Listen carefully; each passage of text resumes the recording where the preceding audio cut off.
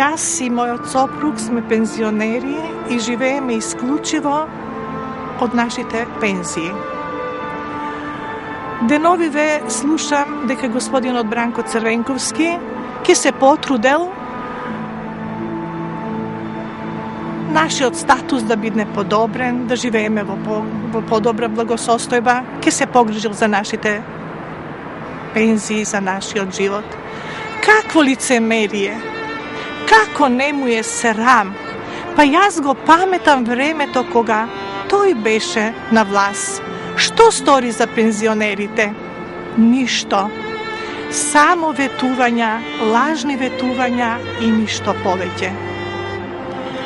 Се сеќавам дека појдов и побарав прием кај него, имав голема мака, болна бев, мојата пензија не стигаше за да го покрија моето лекување, побарав прием.